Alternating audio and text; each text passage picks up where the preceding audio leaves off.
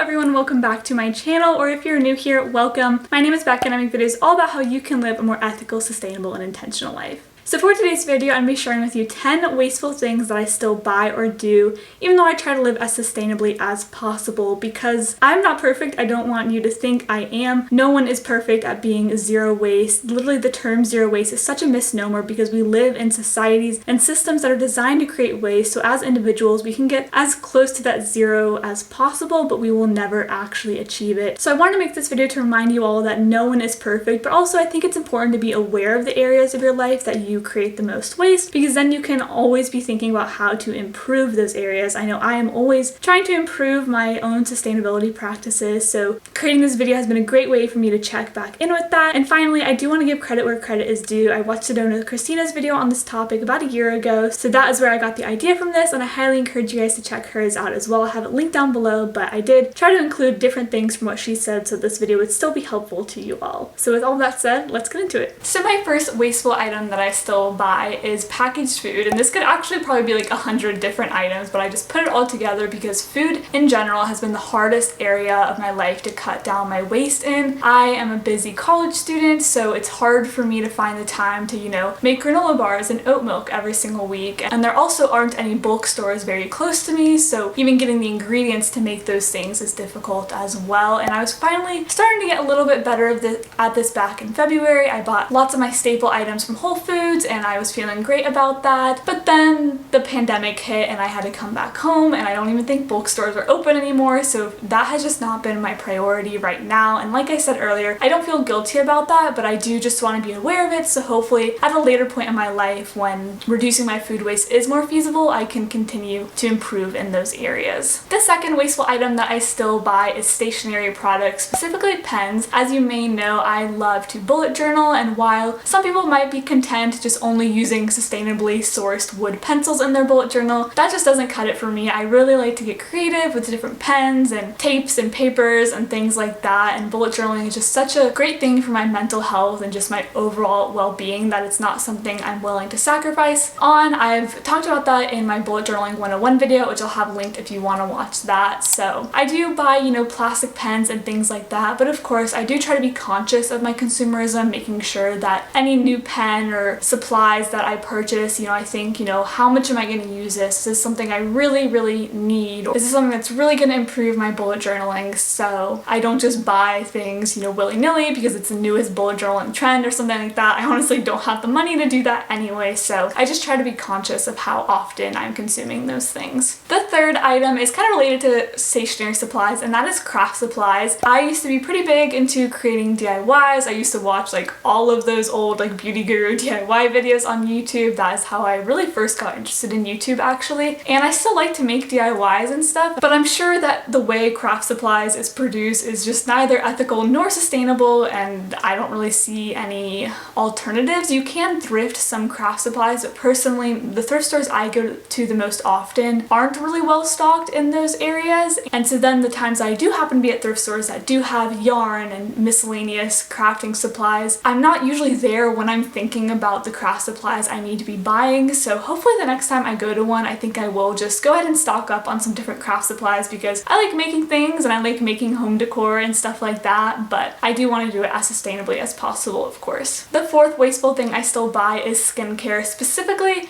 Curology. I've been able to cut down a lot of my skin and hair care and makeup and transition to more plastic and packaging free options, more natural options, especially from Lush, but Curology has been the one thing I will not go without. If you don't know, Curology is a subscription-based acne medication you put on your face, and it comes in a plastic bottle, and I really do want to send them an email or start a petition or something to get them to transition to more sustainable packaging. So that's on my summer to-do list, but I haven't gotten there yet. And like I said, this is an acne medication. I used to have pretty bad acne, as you may know, and Curology has been the only thing that has ever helped me. And kind of like with bullet journaling, it has just been so good for my mental well-being, my confidence, just so many things. Again, that's not something I'm really willing to sacrifice on, but I do want to take the steps to being more of an advocate for sustainable living, and so sending an email to Curology or starting a petition is something I definitely want to do in the future. So the fifth wasteful item I still buy as gifts for other people. Now, when I go to thrift stores, I am always keeping an eye out for items that I think my friends or family members would like, so I can get them birthday gifts and things like that. But sometimes you just don't find something for someone, and I still want to get gifts for people because that is just what we do in my family and everything. And so if I have to, I will buy someone a gift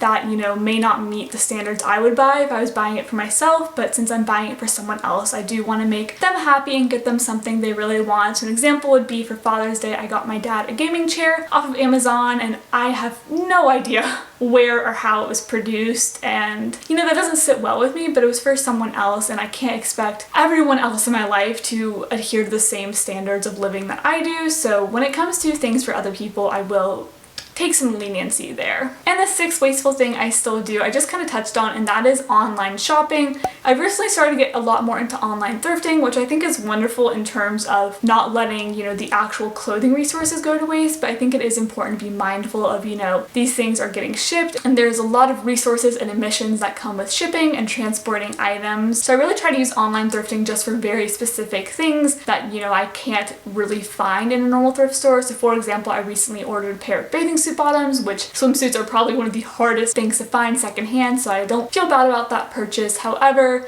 especially in terms of Amazon, just because Amazon and Jeff Bezos are just horrible in general, I'm trying to really be conscious of whether or not I can buy something from a different company, especially like the items that are like zero waste things that you can find on Amazon. Can I actually buy that directly from a sustainable store such as Package Free Shop or one like that, so that I'm actually supporting their small business and not the giant conglomerate that is Amazon? And I know that's not exactly in terms of wastefulness and zero waste, but just other pillars of the lifestyle I try to live. The seventh wasteful thing that I still do, I am so guilty of taking long hot showers.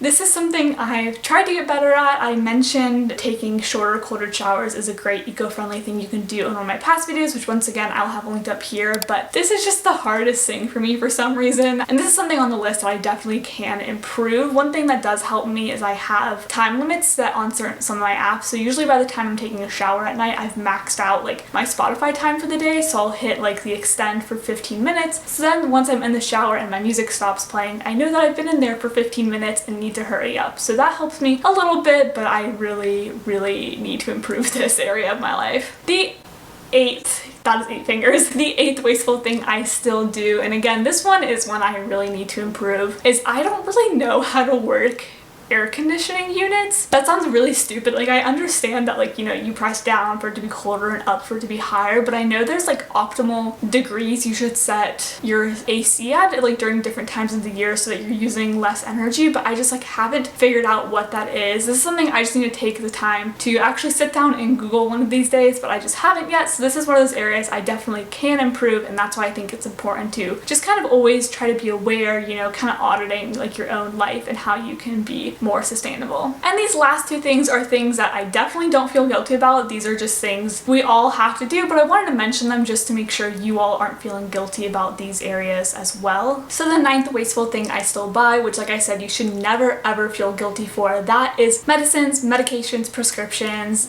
If you need it, you have to buy it. Obviously your health comes before anything else, so I just putting that out as a reminder to anyone who needs it. You know, plastic can be great in terms of like sanitization and things like that. Obviously we're seeing that a lot with the current pandemic. You know, if all you can get is a plastic mask, please still use that, please still wear that. So just think it's important to just have the reminder that safety and health comes before sustainability, although they are also very interconnected issues, so just some food for thought. And finally, my 10th wasteful thing I still do, which again, this is something I do not feel guilty for, and neither should you, that is driving a car. Especially where I live, you know, we don't have very strong public transit systems, especially just in the United States as a whole, so this is something that's very necessary for people just to get around and do the things you need to do. But again, I just think it's something to be aware of. At school, I'm definitely a lot better with not using a car because I don't have a car at school, so I have to walk or bike everywhere, but when I come back home, home, I use a car a lot to go to the grocery store, to go to my boyfriend's house, things like that. So I do try to take my dad's car when I can because he has a hybrid, which is really, really cool. Just another thing that no one should feel guilty for doing, but just something I like to be aware of. And I think it's really interesting like how much discrepancy there is between what areas of my life are the most eco-friendly and the most zero waste when I'm at school versus when I'm at home, because just so many factors of my life change depending on when I'm at school and when I'm at my parents' house. So I think it's really important just to give yourself the grace and the space to allow how your zero waste, how your sustainability looks as you go through different changes and periods in your life. Alright, so that's gonna be it for today's video. I really hope you enjoyed it, and if you did, please give it a thumbs up and subscribe down below. Doing those two things really helps to support my channel so